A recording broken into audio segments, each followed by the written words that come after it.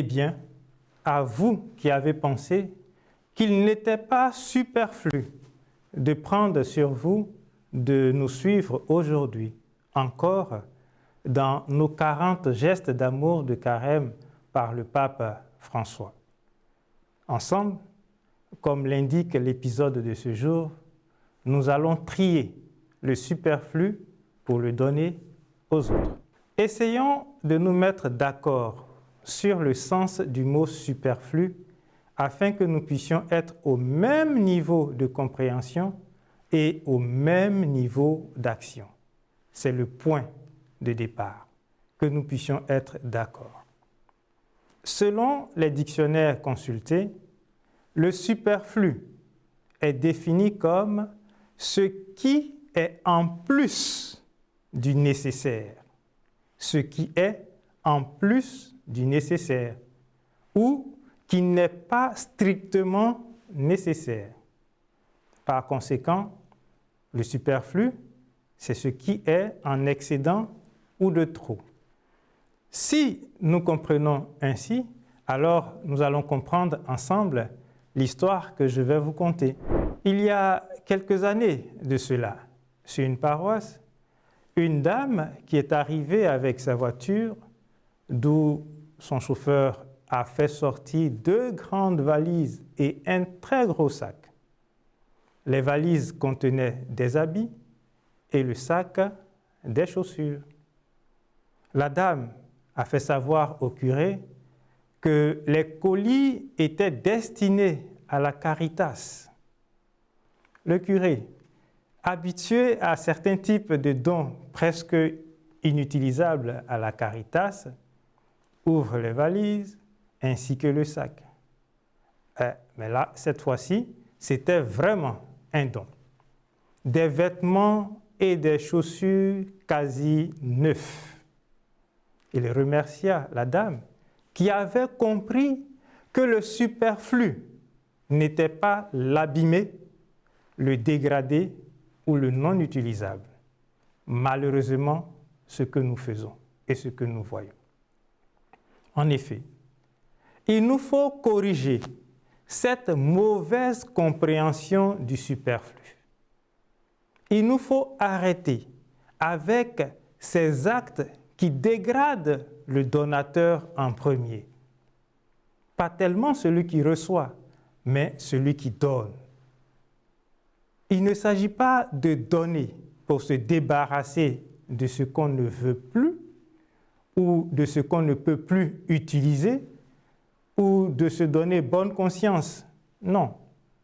Il s'agit de donner en sachant que l'autre en a besoin, en sachant que c'est nécessaire à l'autre.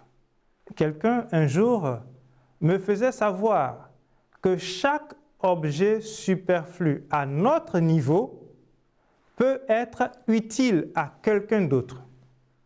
Ailleurs, on parle de avoir une nouvelle vie. En réalité, notre société de consommation, pour ne pas dire notre société de surconsommation, avec toutes ces campagnes publicitaires, nous pousse à des acquisitions qui, à regarder de près, ne sont vraiment pas nécessaires pour nous. Une course à l'avoir qui a pour conséquence de posséder certaines choses presque inutilement. Parfois, nos maisons sont encombrées de meubles et d'objets dont nous ne nous servons vraiment pas. Des télévisions, des réfrigérateurs, des meubles, des habits, par-ci, par-là. Nous accumulons parfois en sachant que nous avons déjà ce qu'il faut à la maison. Alors, question. Comment déterminer notre superflu? Nous pouvons commencer par faire une liste par catégorie d'objets. Par exemple, les meubles, les objets de décoration, le linge de la maison, la vaisselle, les ustensiles de cuisine, les vêtements, les chaussures, la quantité de maquillage, la quantité de bijoux, les jouets et les jeux des enfants, les livres, et on peut continuer à faire la liste. Après avoir fait la liste, on se pose ensuite quelques petites questions utiles. Première question. Quelle valeur a réellement cet objet à mes yeux?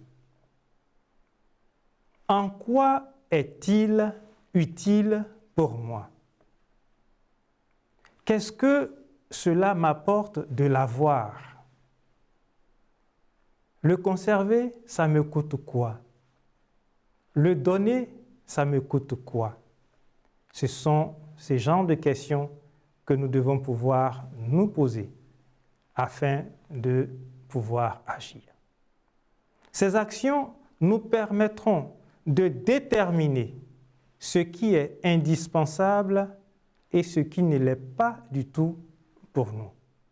C'est là l'enjeu de cette liste. Déterminer ce qui est indispensable pour nous et ce qui ne l'est pas du tout. Quand nous aurons fait ceci, enfin, nous pourrons donner à ceux qui en ont besoin dans le respect de ce qu'ils sont et de ce qu'ils ont. On ne donne pas pour dégrader l'autre, mais pour le valoriser.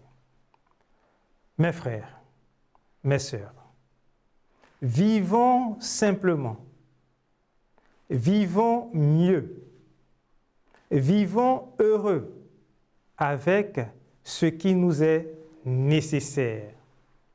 Et sachons surtout que notre superflu peut être le nécessaire de l'autre.